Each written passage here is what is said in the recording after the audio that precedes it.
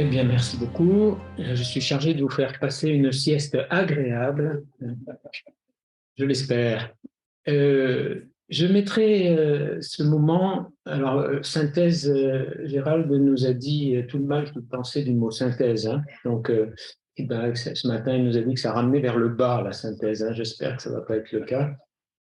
Euh, je voudrais partir d'une phrase de Teilhard aussi, hein, qui se trouve dans le sens humain, dans la direction de l'avenir, le sens de l'humain, le sens humain. Reconnaître, aimer et servir passionnément l'univers dont l'homme fait partie. Reconnaître, aimer et servir passionnément l'univers dont l'homme fait partie. Pas simplement l'humanité, mais l'univers. Le cosmos tout entier, le tout est lié. Prendre soin du tout est lié, hein, qui, comme vous le savez, est le grand cri de l'écologie dite intégrale. Hein, tout est lié. Et bien sûr, Teilhard est bien placé dans cette vision du tout est lié, lui qui justement nous propose une aventure fantastique de alpha à oméga de l'univers tout entier, avec une vision cosmique, une vision du Christ cosmique aussi, une vision de l'homme flèche de cette évolution, en même temps poussière d'étoiles, comme disent d'autres. Donc, reconnaître, aimer et servir, c'est quand même intéressant pour des chercheurs que vous êtes, non? Que nous sommes ensemble. Ce matin, alors je ne vais pas reprendre tout ce qui a été dit et vous comprenez pourquoi quand on est chargé de faire une synthèse, il ne faut surtout pas avoir préparé un PowerPoint, hein, sinon il est caduque quand on a écouté ce qu'ont dit les autres. Je retiens, c'est pas une synthèse, je retiens quelques éléments, hein, de ce que chacun a amené. Isabelle Roussel nous a fait un énorme panorama, hein, un énorme panorama, et c'est ce qu'il fallait, hein, pour bien situer jusqu'à l'écologie intégrale toute cette histoire, hein. Je note en particulier quelques éléments sur lesquels je vais rebondir par rapport à l'Apocalypse, notamment, puisque c'est le thème, hein. On a bien souligné les injustices liées à cette question du réchauffement climatique, les injustices entre les pays que ça crée, puisque c'est souvent les pays les plus riches qui polluent le plus et les premières victimes sont les pays les moins développés. Et là, il y a au niveau de la mondialisation quelque chose qui est à prendre en compte très fortement. Alors, Isabelle nous a rappelé que les COP diverses, qu'elles soient 15 ou 27 ou 21, n'ont pas un impact gigantesque. La COP 27 qui vient d'avoir lieu a au moins pris une décision, reste à espérer qu'elle sera appliquée, ça c'est encore autre chose, c'est justement de créer un fonds de partage entre les pays du Nord et les pays du Sud par rapport à ces questions de justice climatique, si on peut appeler ça comme ça. Bon, pourvu que ça intervienne, pourvu que ça intervienne. Voilà. Et combien, devant ces énormes questions, ces urgences, à la fois il nous faut penser petits pas locaux et puis globalement, hein. Et là aussi, Teilhard est bien placé. On a entendu aussi combien il y a une nécessité, c'est ce que dit le pape François dans Laudato Si, hein, d'avoir un élan spirituel, des spiritualités qui portent cette transformation, cette conversion écologique, hein. La conversion écologique ne se fera pas sans un souffle spirituel. Et je disais à table, j'étais très frappé, je suis en train juste d'introduire là, j'ai été très frappé à la conférence des évêques, à la première réunion en 2019, où il y a eu 6 jeunes invités engagés dans la transition écologique, 3 catholiques et 3 non-catholiques. Et il y avait notamment des jeunes de Extinction Rébellion, hein, un mouvement dont on ne supporte, qui n'est pas le premier supporter du Vatican, si je puis dire. Et tous nous disaient, chacun à leur manière, quel que soit leur ancrage religieux, philosophique ou autre, nous disaient tous, s'il n'y a pas un élan spirituel, s'il n'y a pas un soutien, on ne relèvera pas ces énormes défis. Tous, chacun à leur manière. Isabelle a repris cette vision d'une autre Isabelle Priolet, hein, sortir d'une vision anthropocentrée, hein, pour être dans une communion plutôt cosmologique. Hein. Et ça, c'est très important. Bien sûr, l'homme flèche de l'évolution, nous dit Teilhard, avec une place tout à fait singulière et originale, mais du dedans de l'évolution de tout le cosmos et au service d'eux.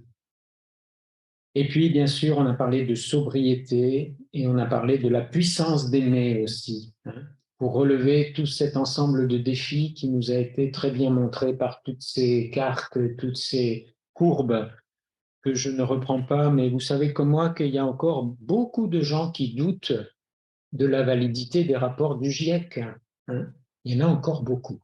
Alors encore une fois, le rapport du GIEC, c'est pas non plus le dernier mot, mais quand même, hein, nous a montré que voilà, il y a au moins 9 chances sur 10 que. Hein, bon, alors, voilà. Donc, ça, c'était le tableau, le premier tableau. Vous nous l'avez présenté, tu nous l'as présenté de telle manière qu'on ne soit pas dans un effondrement complet, mais en même temps dans un réalisme. Hein. Et on voit bien que on voit les choses, on nous dit les choses, mais que c'est difficile de changer. Que c'est difficile de changer. Et Teilhard lui-même dit que pour passer un pas, hein, il faut, oui, il y a du sacrifice et du renoncement. Hein. Alors pour un plus, mais il y a du sacrifice et du renoncement. Et dès que ça touche hein, individuellement, collectivement, en entreprise, en nation, etc., c'est difficile. Hein. C'est difficile. Hilaire ensuite nous a fait un tableau géopolitique. Hein. Nous a montré l'intrication planétaire des conflits. Hein. Et là aussi, cette mondialisation des échanges jusqu'aux flux migratoires, ils sont impressionnants, hein, et qui ne font que commencer. Hein. Voilà. Tu nous as rappelé aussi, Hilaire, comment, ça c'est aussi c'est un point d'appui, comment le temps de guerre, les années de guerre 14-18, dont on dit que cette grande guerre, elle était terrifiante, paraît-il, hein, terrifiante, hein, plus que 45, paraît-il, hein, terrible. Et comme il était brancardier, il était quand même bien placé pour voir la souffrance, parce que parfois on pense que Teilhard, c'est un optimiste béat, mais c'est quelque chose, hein, de s'apercevoir que le cœur de sa vision de la montée de la complexité conscience de alpha oméga a comme creusé en effet cette expérience. Ce qui ne veut pas dire que la guerre, ça soit pas horrible, hein, et qui n'enlève aucune souffrance et n'excuse aucune souffrance non plus. Hein. On n'est pas dans l'ordre de l'excuse, on est dans l'ordre d'une capacité de résilience au moment justement d'un chaos, quoi. Hein. Et ça dit quelque chose de la richesse de l'humain qui est capable du pire, je le sais, mais qui est aussi capable d'une résilience extraordinaire. Et souvent, c'est quand il a le dos au mur, ou bien le nez dans le guidon, ou bien le nez dans la guerre, qu'il ressurgit et il surgit dans sa plus grande beauté et dans sa plus grande perspective. Ça nous dit combien l'humain, on parle beaucoup de système, hein, nous sommes dans un système qu'ils appellent l'univers, nous sommes dans des systèmes humains, dans des systèmes relationnels. Oui, la systémique est important et on le voit à tous les coins de rue. En même temps, il y a quelque chose dans l'homme qui est capable de transcender tout système. Il y a quelque chose dans l'homme qui est capable de sortir de l'épure, comme on dit, hein, de voir autrement, de changer de logique. Voilà. Alors, personnellement, collectivement, c'est difficile, mais il y a toujours eu des pionniers qui ont tenté cela, qui ont été en général mal reçus de leur vivant, incompris, voire parfois persécutés, mais qui ont voilà, sorti du cadre. Il paraît qu'il y a un certain Jésus qui a été comme ça aussi, mais l'urgence de l'option. Tu as insisté beaucoup sur l'urgence de l'option. Et évidemment, en reprenant cette idée de Teilhard de la noosphère sur laquelle je reviendrai tout à l'heure, et l'urgence de cette option et de l'énergie spirituelle et de la montée de la conscience. Et puis, ce n'est pas un résumé, c'est quelques notes que je reprends là. Et puis ensuite, Gérald de Joubert nous a introduit à cette énorme question du mal, qui reste énigmatique quand même. Alors bien sûr, on comprend que Teilhard l'enracine dans l'un et le multiple qui a l'air d'aller à l'opposé d'une forme d'unité. Bon. Et puis en même temps, oui, il y a quelque chose là, pour arriver jusqu'au mal moral qui est d'une autre nature, qui c'est pas direct, voilà, il y a quelque chose en tout cas dans l'univers et dans nos expériences personnelles qui nous montre que le mal et même l'excès de mal est possible. Et on en voit malheureusement des traces tous les jours. Donc, et c'est pas du tout ce que tu as dit, Gérald, mais il ne faudrait pas croire que, ok, le mal est un bien nécessaire. Moi, je ne traduirais jamais ça comme ça, personnellement. Mais du mal peut aussi, de l'expérience du mal peut aussi sortir quelque chose, là aussi dans une résilience. Encore faut-il que ce souffle du dedans qui anime toute la création, et c'est ça la grande affaire de Teilhard aussi, c'est du dedans, il y en a qui ont écrit des grands livres du dedans. C'est du dedans que le souffle, du dedans de l'évolution, du dedans du cœur de l'homme, du dedans de la relation humaine de qualité, que surgit la nouveauté et que surgit une convergence des consciences. J'y reviendrai. Voilà. Alors, un moment, tu as évoqué, bien sûr, dans le mal, l'histoire du péché, bien sûr, le mal moral, et tu as repris, Teilhard, il est tout à fait dans le souffle de Saint-Irénée de Lyon. Évidemment, ici, il faut citer Saint-Irénée de Lyon, mais je ne cite pas simplement parce qu'on est à Lyon, mais parce que c'est génial, Saint-Irénée de Lyon. 2e siècle. À 18 siècles d'intervalle, c'est intéressant, à 17 pour Teilhard, c'est intéressant de voir la pertinence de cette vision. Et en effet, Saint-Irénée de Lyon n'avait pas la même vision du péché originel que Saint-Augustin, par exemple. Il lui disait, en effet, c'est un péché de jeunesse de l'humanité, et même d'enfance. Oui. C'est un péché de jeunesse ou d'enfance de l'humanité, qui est en croissance. Voilà. Ceux qui ne voulaient pas excuser, ah bon, c'est pas ça du tout. Mais c'est pas le dernier mot, quoi. Dieu s'est fait homme pour que l'homme entre dans la plénitude de la vie de Dieu, pas que parce qu'il a péché, quoi. Alors, dans certaines façons de traduire la tradition chrétienne, on pense que c'est parce que l'homme a péché que Dieu finalement a décidé d'aller le sauver. Mais non. Mais par contre, en effet, il y a bien besoin d'être sauvé de ces obstacles, de ces entraves et de ses errements et de sa péché qui peuvent être très graves. Oui, ça ne limite pas la gravité, mais ça change la perspective. Et Teilhard est là-dedans. Et les conflits géopolitiques se situent là-dedans aussi, me semble-t-il. Voilà. Processus d'unification, c'est ça qui est au cœur. Mais la question du mal reste une énigme. Bien sûr, lisons le livre de Job et puis on verra bien après. Voilà. Voilà ce que je souligne et sur lequel je vais m'appuyer pour continuer d'apporter des éléments de synthèse parce que je vais reprendre des choses qui ont déjà été dites et les organiser en n'oubliant pas que voilà, la thématique c'est Apocalypse maintenant, point d'interrogation. Alors, justement, on a déjà évoqué qu'est-ce que c'est l'Apocalypse dans la Bible et la différence entre l'effondrement, le collapse ou bien l'Apocalypse.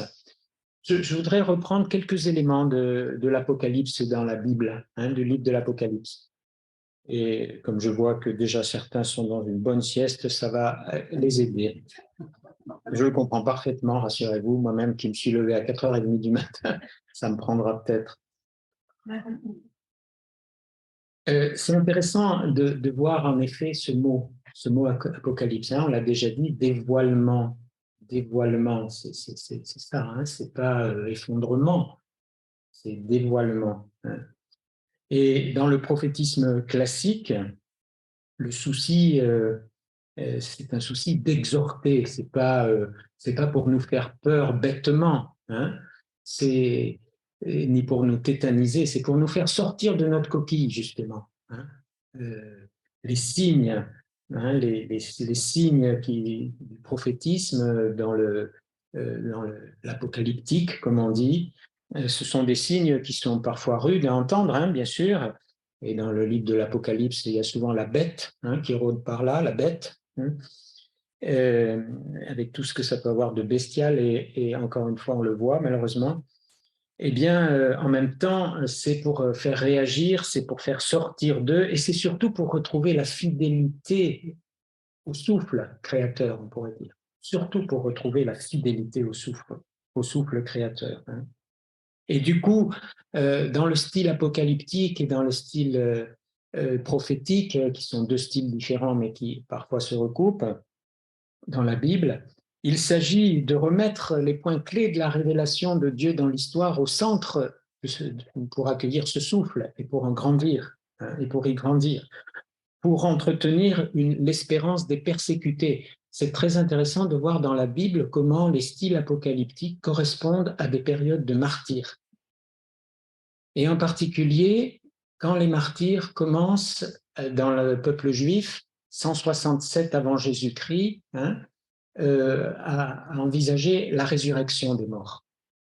La résurrection, c'est pas si vieux que ça, hein, puisque c'est à peu près voilà, 167 avant Jésus-Christ, le livre des Maccabées, comme on dit, où l'idée de résurrection, qui va ensuite, bien sûr, beaucoup se développer avec Jésus fortement, bien sûr, avec une nouvelle étape, mais survit. Hein. Et bien, c'est justement aussi, au même moment, il y a des martyrs, il y a des signes d'effondrement apparents, et la foi en la résurrection va faire progresser et va renouveler une espérance. Ça, c'est très, très fort. Hein. Et l'urgence de la conversion ressort à chaque fois. L'urgence de la conversion. Aujourd'hui, on nous parle de l'urgence de la conversion écologique. Hein. Remarquez ça. Bon. Voilà. Et donc, l'intention, c'est à la fois la proximité avec la fin des temps, mais sous l'angle de l'eschatologie, comme on dit, c'est voilà, le paradis, on pourrait dire d'une certaine manière, hein. Mais c'est pour soutenir déjà l'ici et maintenant de ceux qui sont sur cette terre et qui luttent pour aller dans le souffle de la vie. Hein. L'apologétique, l'apocalyptique, pardon, elle est faite pour soutenir, hein, elle n'est pas faite pour nous mettre la tête dans le guidon. Hein. Mais en même temps, dans l'exigence du centre de la vie chrétienne renouvelée. Et vous avez remarqué dans l'Apocalypse, hein, on parle toujours en ce moment, on lit les textes d'ailleurs chaque jour, hein, de l'Apocalypse de Jean, où à chaque fois il y a des histoires parfois un peu terrifiantes, hein, pas si facile que ça à interpréter, c'est plein de symboliques, je passe, mais vous retrouvez à chaque fois le trône de Dieu et l'agneau. Et l'agneau. C'est l'agneau qui est vainqueur. C'est l'agneau qui est vainqueur. Comment comprendre ça? Ça veut dire que c'est celui qui a tout donné qui est vainqueur, jusqu'à remettre sa vie complètement. C'est celui qui s'est dépossédé jusqu'au bout qui est vainqueur. C'est celui-là qui permet de passer de la mort à la vie. Alors, qu'est-ce que ça va vouloir dire que l'agneau, si on croit bien sûr à cela, est central dans la conversion écologique. L'agneau est central dans la conversion écologique au regard de l'Apocalypse de Saint Jean. Qu'est-ce que ça va pouvoir vouloir dire? Intéressant, on le reprendra si vous voulez dans le débat. Hein. Voilà. Donc, on n'est pas dans un effondrement final, on est dans un dévoilement final et on est un peu mis au pied du mur devant l'urgence du jour du Seigneur qui ne peut pas venir à l'intérieur des méandres de l'injustice sociale, de l'injustice climatique, de l'injustice d'une manière générale. Et du coup, le thème de l'urgence, de retrouver le Christ du dedans. Dedans. Donc, avec cette insistance dans l'Apocalypse de Jean, que cette eschatologie, ce royaume à venir, il n'est pas encore là, mais il y a déjà du déjà là.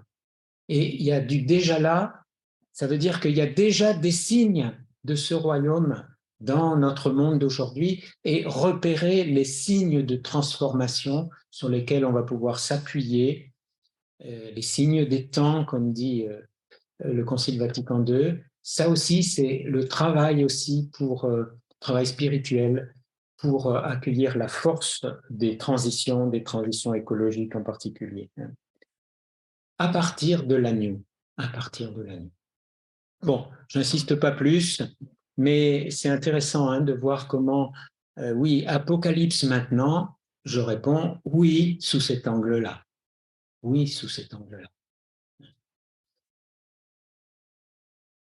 Troisième point, est-ce que Teilhard s'est posé la question de la transition écologique selon vous? Eh bien, j'ai découvert un texte étonnant de 1954, que je ne connaissais pas, mais qui ont fait tout Teilhard alors. Il est un peu long, mais je vous le lis. Je vous le lis quand même. Il est tiré de La singularité de l'espèce humaine, dans le tome 2 des œuvres complètes, 1954.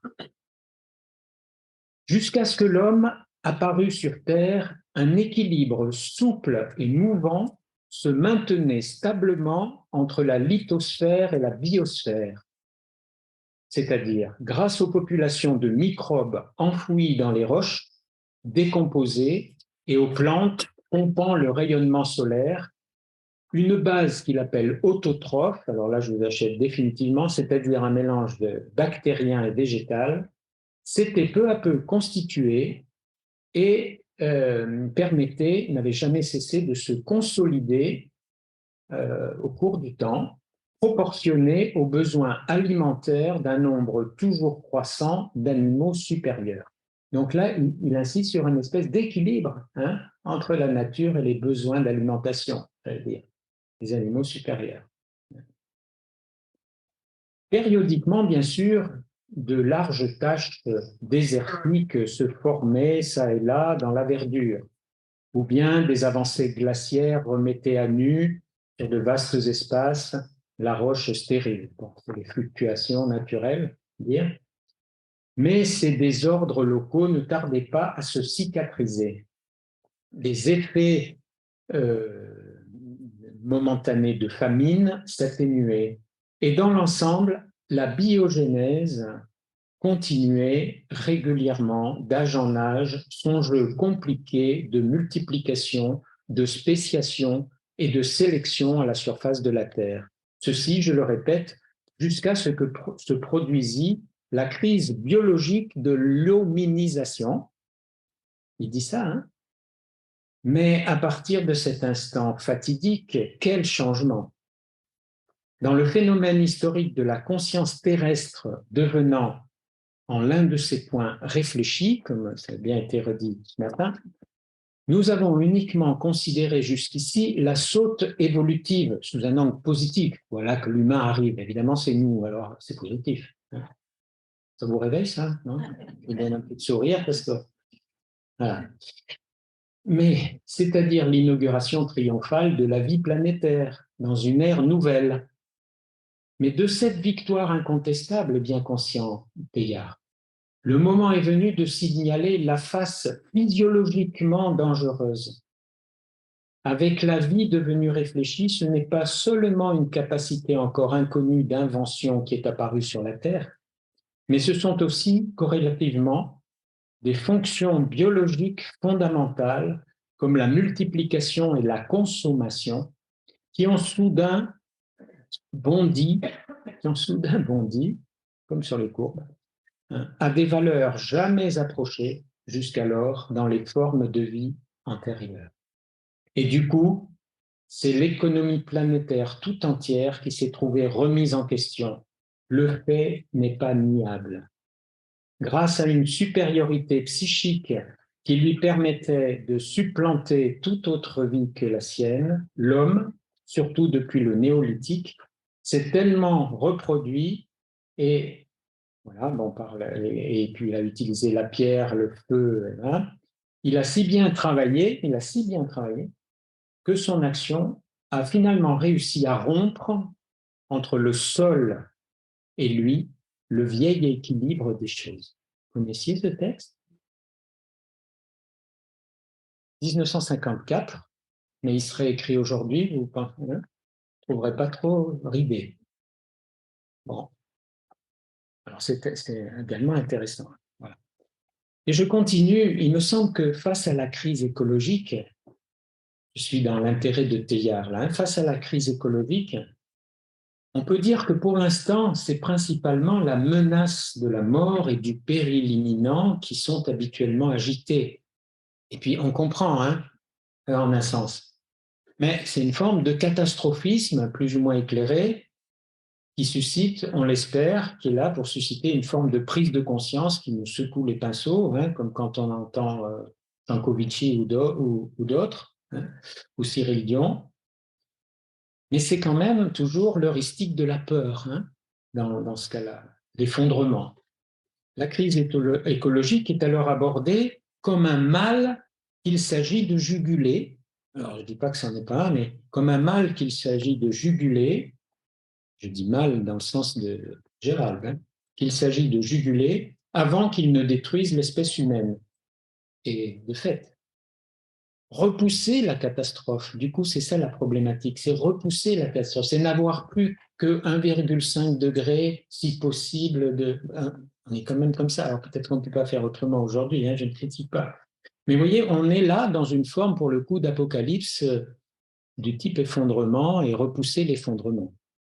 Alors qu'il me semble que l'originalité chez Teilhard de Chardin, et je dirais aussi chez Michel Serres, plus récemment, bien entendu, hein, Michel Serres, par exemple, dans son livre Omniscience, qui est paru en 2001 au Pommier, c'est de resituer l'époque actuelle dans le long récit de l'aventure de la vie et de l'espèce humaine, avec le tout est lié, de Laudato Si, on pourrait dire. Il donne alors une toute autre signification à la crise écologique. Ne pas dire qu'il n'y a pas de danger, hein, ça n'écarte pas le danger. Mais il aboutit à l'idée que les êtres humains sont invités, pressés à franchir un nouveau pas évolutif, justement. C'est un peu ce qui a été dit aussi ce matin, hein, qui implique de réussir la symbiose entre terre et humanité. La symbiose, le mot est choisi, hein, symbiose, entre terre et humanité. Et c'est ça, construire la terre, hein, me semble-t-il, chez Teilhard, si j'ai bien compris. Une terre devenue plus spirituelle grâce à la relation symbiotique développée avec l'humanité.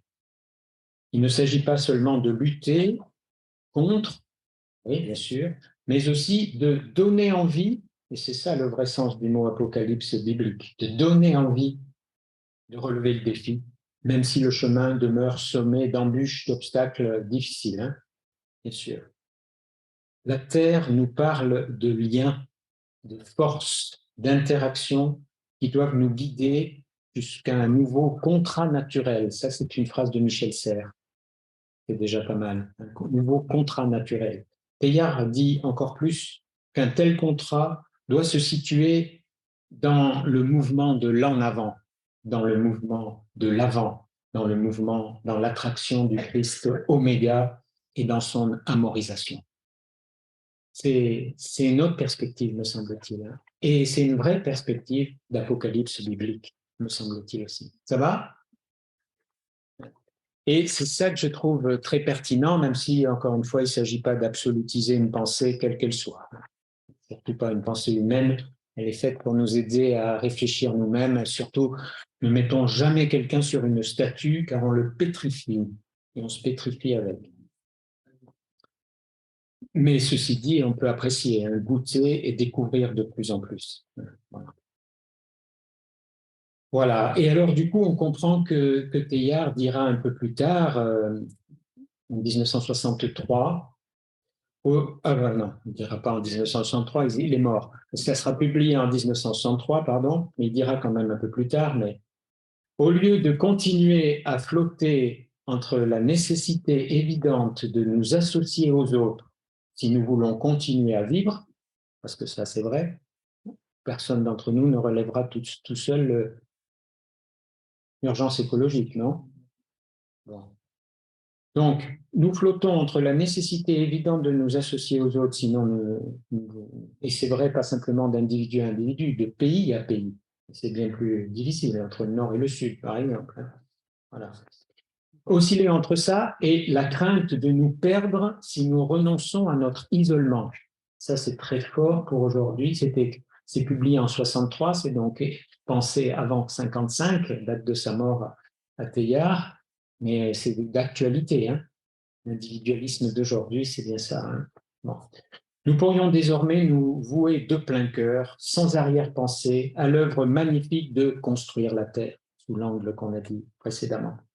Une véritable géopolitique, ça c'est pour toi, Hilaire, une véritable géopolitique succéderait enfin, la suite de la phrase, aux misérables disputes de clochers.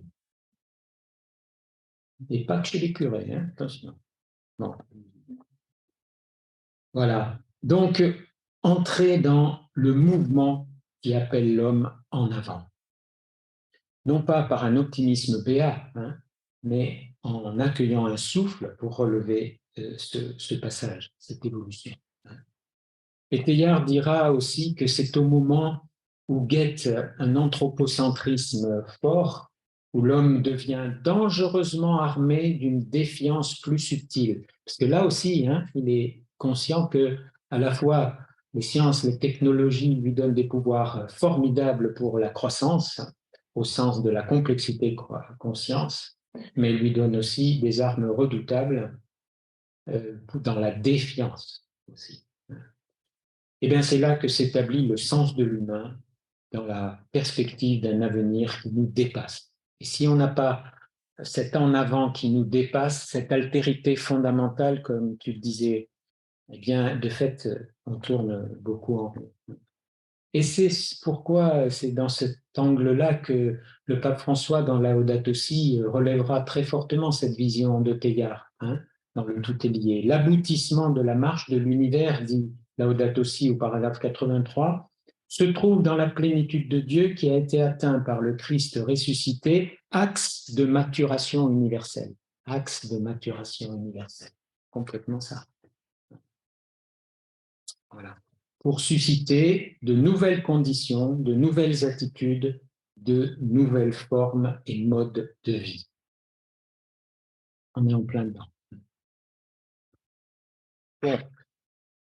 Voilà des éléments hein, que j'avais envie de reprendre avec Teilhard. On pourrait dire beaucoup plus, mais je trouve que ce que vous avez dit tous les trois, ce que j'ai mis là en complément, et avec quelques relectures de phrases de Teilhard et de perspectives de Teilhard, Michel Serres aussi, c'est intéressant, hein, dans le même sens, eh bien, ça nous montre un vrai sens de l'apocalypse, j'allais dire, un vrai sens de l'apocalypse.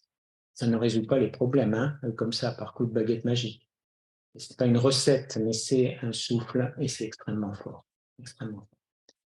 Je voudrais, dans le tout est lié, maintenant, dans la suite de cette intervention, je voudrais deux choses. La première, je voudrais vous donner un autre exemple du tout est lié qui me semble très important pour chaque personne humaine et pour nous ensemble, l'humanité. Et puis, dans un deuxième temps, je repérerai quelques éléments qui me semblent aller dans le bon sens dans notre vie quotidienne, quelques choix, quelques décisions au niveau de l'Europe, de la France et du monde, car il y a des choses qui se tentent et il ne suffit pas de dire voilà ce qu'il faudrait faire, mais les premiers pas qui peuvent être plus ou moins habiles sont extrêmement importants. Donc, je voudrais aussi en donner quelques exemples qui me marquent, que nous travaillons en ce moment, et on retrouvera le texte que vous avez entre les mains. Le tout est lié. Quand on pense au tout est lié, hein, on pense au cosmos tout entier, et comme on le voit dans une perspective de l'évolution et dans une vision comme celle de Teilhard et d'autres. Et puis Teilhard, comme vous le savez, pour ceux qui l'ont lu, c'est une manière d'exprimer le Christ cosmique de saint Paul aux Éphésiens et aux Colossiens, et puis l'épître aux Éphésiens. Voilà. Et c'est une manière tout à fait moderne à partir de l'évolution en science, bien sûr, et avec cette croissance du dedans. Le tout est lié et nous sommes tous liés au cosmos tout entier. On peut dire que saint François d'Assise en a eu l'intuition bien avant et d'autres, comme Hildegard de Bingen et autres, bien sûr. Mais là, c'est quelque peu systématisé, on peut le dire, dans le beau sens de ce mot. Dans le tout est lié, il y a l'humain tout entier. Et alors, je vais vous dire en quelques mots des éléments de mon nouveau bouquin là. Donc, je fais un peu de pub, mais rassurez-vous, vous n'êtes pas obligé de l'acheter. Mais peut-être vous y trouverez des choses. Le tout est lié, c'est incroyable jusqu'à quel point les sciences d'aujourd'hui nous le montrent, rejoignant en cela des grandes traditions d'anthropologie qui viennent de très loin, le sens de l'homme qui viennent de très loin. Aujourd'hui, alors, la biologie et les neurosciences, qui sont parmi les sciences du vivant, sont en train d'aller beaucoup plus loin que de considérer le vivant et l'humain en particulier. Je vais parler de l'humain en particulier, mais c'est vrai ce que je veux dire pour beaucoup de choses sur le vivant, comme une simple machine pleine de fonctions qu'il faudrait améliorer pour que le vivant marche mieux. Aujourd'hui, des biologistes, en particulier dans le domaine qu'on appelle l'épigénétique, il y a la génétique, et ça reste très important, c'est les gènes, le fonctionnement des gènes à partir desquels les protéines et les cellules vont se développer. Donc c'est un moteur évidemment très essentiel du développement du vivant.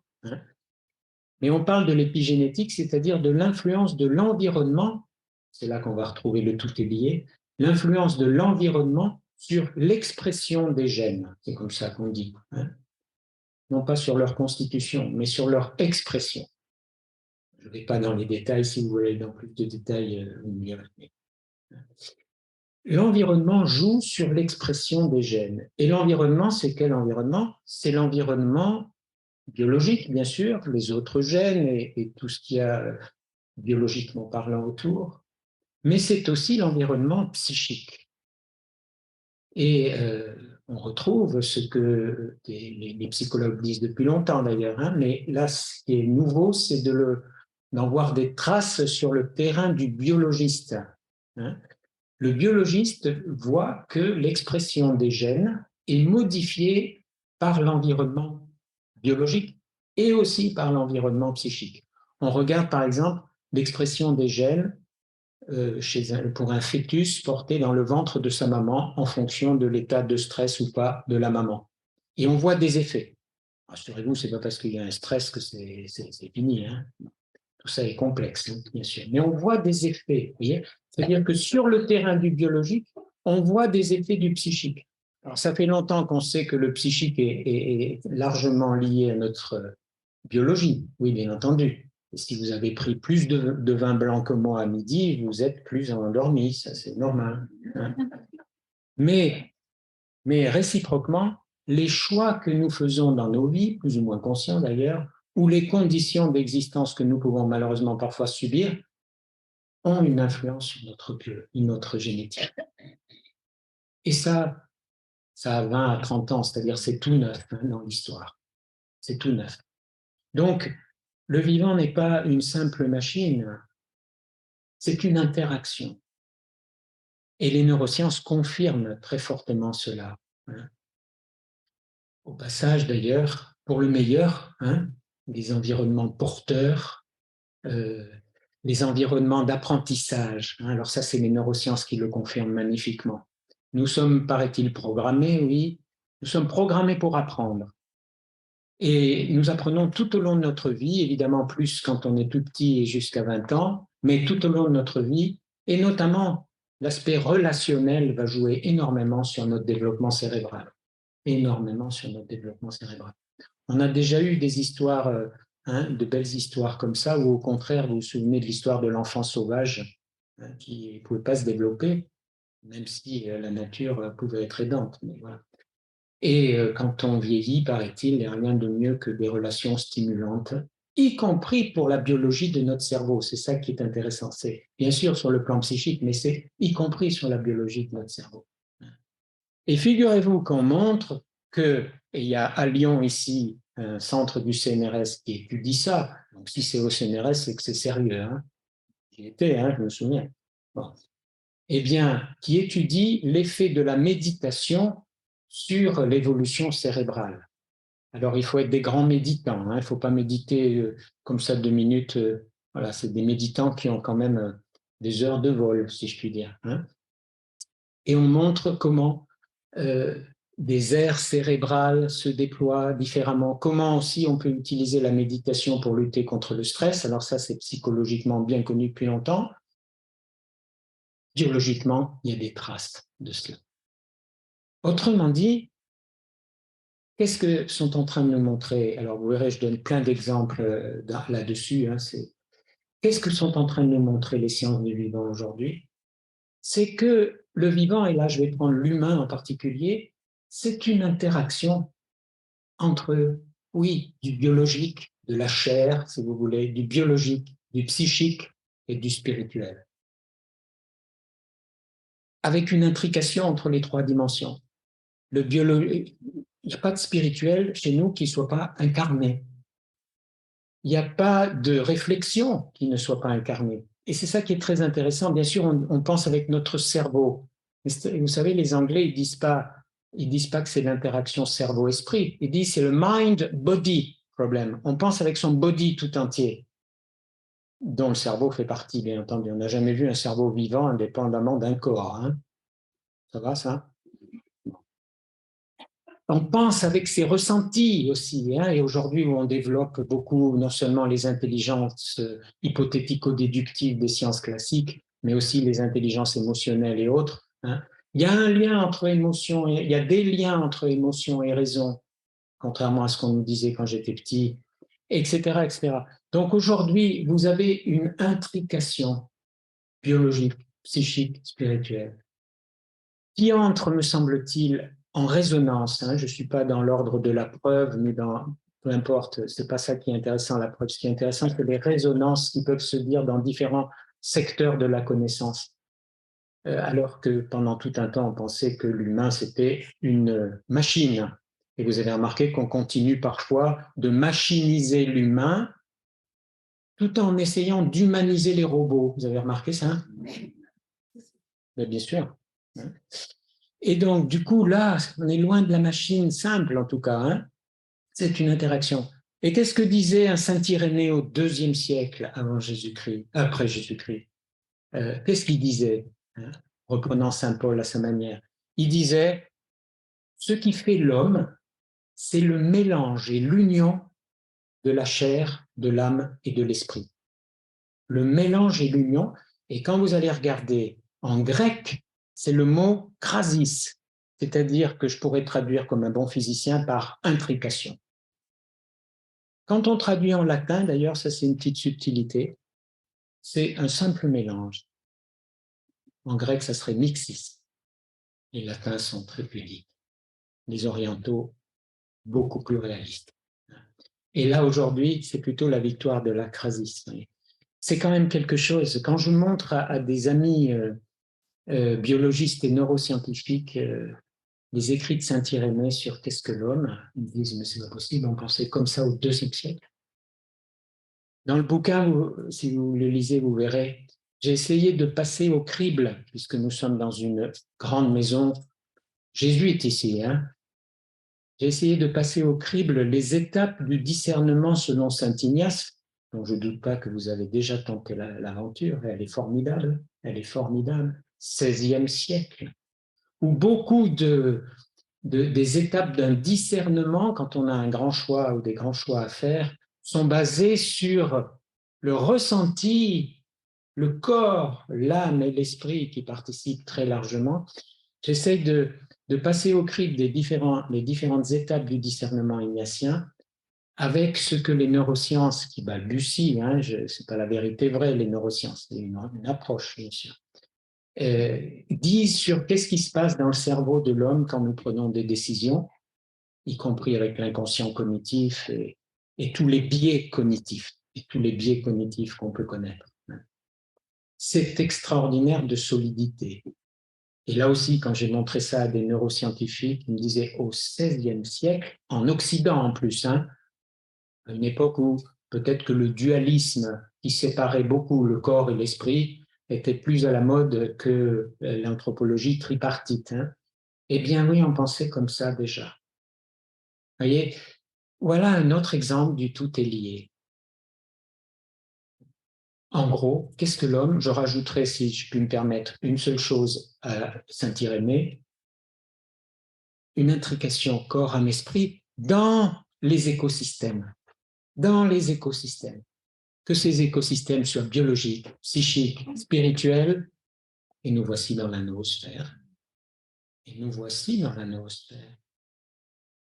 Dans la convergence des consciences, au sens très fort de cette convergence et d'interaction, dans une montée de complexité conscience. C'est très très fort. Deuxième point que je vous propose, qui est d'un autre ordre, à la Catho de Lille, et je vais terminer avec ça. Hein. Ça va, j'ai encore 10 minutes. Encore 10 minutes. Hein. À la Catho de Lille, on essaye, comme dans beaucoup d'autres endroits, hein, modestement, d'apporter notre pierre pour relever au pas à pas cette grande question de l'urgence écologique. Et à la Catho de Lille, on est 40 000 étudiants, 7 500 personnels. Donc, vous voyez, ça fait une ville, hein, une petite ville, mais quand même une ville de 50 000 habitants pratiquement, avec 2 hôpitaux, des cliniques, etc. Donc, il y a une implication dans la métropole lilloise. Et à la fois, on est heureux d'être là, puis en même temps, comme tous les autres, on consomme, on a des déchets, on a... Bon. Donc, on a signé avec la métropole lilloise un accord pour aller vers le zéro carbone 2050. Alors, autant de carbone produit que de carbone stocké. Hein. C'est ça le zéro carbone. C'est plus de rien émettre. Hein. Bon, c'est facile à signer ça, hein, mais après, voilà. Et donc, on vient de lancer une convention universitaire pour le climat sur le modèle de la convention citoyenne dont Isabelle a évoqué là, en espérant qu'il y aura plus de débouchés. C'est-à-dire que les propositions qui sortiront seront prises en compte suffisamment. Et il y a 100 étudiants, 50 membres de personnel qui sont les délégués de toutes les facultés, écoles, etc. qui constituent l'université, qui travaillent à ça. Moi, j'ai la chance d'être coprésident de cette aventure. Et on reçoit des experts qui viennent aider, qui viennent nous secouer les pinceaux et nous rendre imaginatifs pour proposer très concrètement à l'échelle du campus de notre université, à l'échelle des 50 000 personnes et à l'échelle des quartiers sur lesquels nous sommes inclus et dans la métropole lilloise, d'avoir des idées pour changer nos modes de vie, hein, que ce soit au niveau du logement, de la mobilité. La mobilité, c'est ce qui consomme le plus de carbone. La mobilité pour venir à son travail, en repartir, etc., c'est ça, plus de 50%. Hein. Mais aussi pour comment on se nourrit, l'alimentation, comment, voilà, dans tous les domaines là, et comment on se soigne aussi, les déchets médicaux, c'est quelque chose aussi, hein, bon, comment on les traite, etc. Très concrètement. Et ce qui nous sert de toile de fond, ce sont les 4 scénarios que vous avez sur la feuille qui a été distribuée, qui sont les 4 scénarios de l'ADEME, l'Agence pour la maîtrise de l'énergie, en France. Alors, je cite cet exemple, non pas encore pour en faire un absolu, mais il me semble qu'il sort, autant on me dit que font les États, les COP, c'est des échecs, machin, etc. Il y a quand même des choses qui sortent. Et parmi les choses qui sortent, il y a ces 4 scénarios de l'ADEME. Vous pouvez aller à ADEME, hein, tout simplement, et vous pouvez aller sur le site Internet de l'ADEME et vous aurez beaucoup plus de détails. Ici, c'est une fiche qui résume.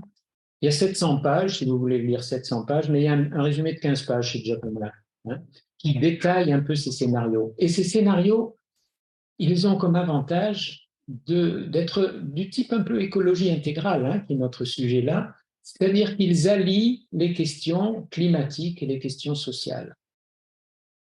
Ils allient les choix technologiques avec les choix de mode de vie. C'est bien ça, hein, l'écologie intégrale, si j'ai compris quelque chose. Hein. Et c'est ça qui est très important. Et l'ADEME a calculé que la DME, A-D-E-M-E, on dit l'ADEME, a calculé, voilà, maîtriser l'énergie, l'agence.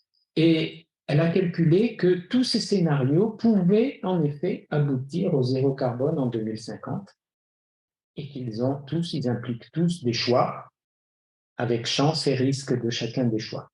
Et nous, on se sert de ça comme base dans notre convention la Keto, en espérant peut-être qu'on va produire quelque chose qui est un mix entre, je sais pas, entre diverses situations. Alors, vous voyez, vous les avez sous les yeux.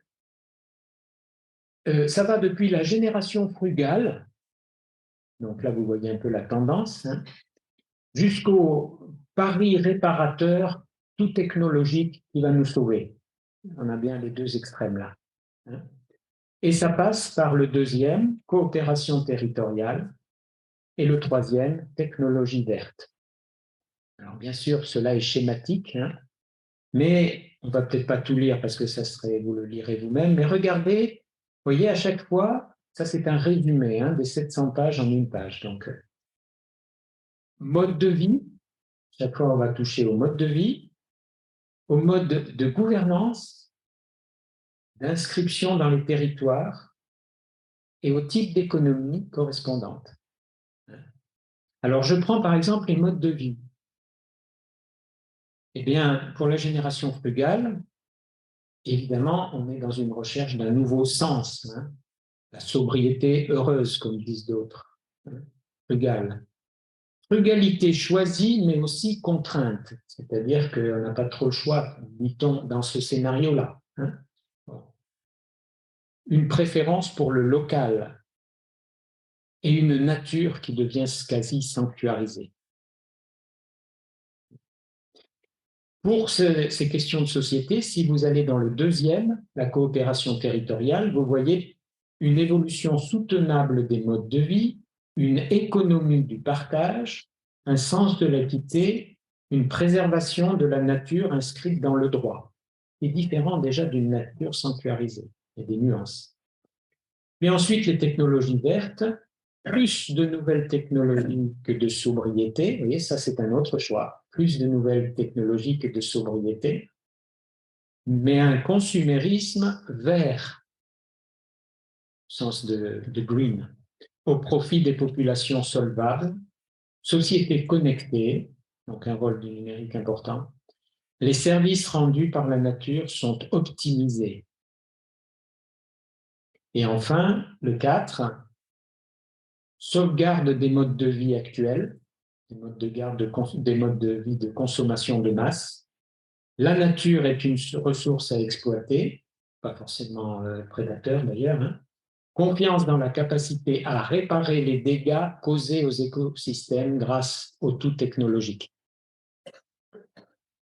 Alors, évidemment, à chaque fois, ça caricature un peu, hein, c'est pour faire comprendre les temps. Et vous verrez, toutes les rubriques, on ne va pas les lire évidemment là, toutes les rubriques vont depuis les choix de mode de vie, en passant par les choix techniques et en allant jusqu'aux choix économiques correspondants.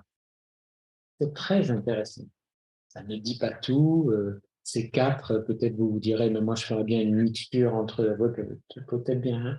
Mais vous voyez, et je pense que ce genre de réflexion, et moi ce qui nous avait beaucoup marqué quand le responsable de l'ADEME est venu nous présenter ça, c'est que à la fin de sa présentation, on était incapable de dire quel était le choix personnel de celui qui nous présentait, tellement il l'a bien présenté. Je pense que des objectifs comme ça, des toiles de fond comme ça, qui ne vont pas changer la face du monde tout seul, évidemment, hein, qui sont des initiatives à l'échelle d'un pays comme la France, à l'échelle d'une ville, d'une métropole, bon, voilà. C'est des points où sont en train de s'infléchir des manières de voir. Et c'est des points qui nous invitent à une intelligence collective, quel que soit le choix du scénario. Et l'intelligence collective, c'est pas une panacée, hein, l'intelligence collective. C'est pas parce qu'on met en interaction plusieurs individus qu'il sort forcément quelque chose de génial. Vous l'avez remarqué ça? Dans les débats en particulier sur les réseaux sociaux, on le remarque tout de suite. Quels sont les ingrédients qui permettent une convergence des consciences? Quels sont les ingrédients qui permettent que dans les interactions, il y ait plus dans le tout que dans la somme des parties, et non pas beaucoup moins que dans chaque partie? C'est pas gagné d'avance. Et là, il me semble que dans toutes les recherches aujourd'hui, on aurait intérêt à reprendre les éléments de Teilhard avec la noosphère. Qu'est-ce qui fait une convergence des consciences? Qu'est-ce qui fait une qualité d'interaction entre des individus de centre à centre, comme dit Teilhard? Ben voilà, par exemple. Mais l'amour, c'est facile à dire, mais vous savez comme moi comment c'est difficile à vivre, hein. Et en même temps, comment c'est porteur quand c'est bien vécu, destructeur quand c'est mal vécu. Et qu'est-ce qui nous permet, vous voyez? Et du coup, là, je termine avec l'éducateur, hein, et puis comment on apprend pour nous-mêmes et avec les jeunes qui nous sont confiés à vivre de véritables interactions. Aujourd'hui, on ne fait plus un cours ex cathedra, hein. Si on fait un cours ex cathedra, il n'y a plus un pelé, 0,5 tendu dans l'amphi, hein.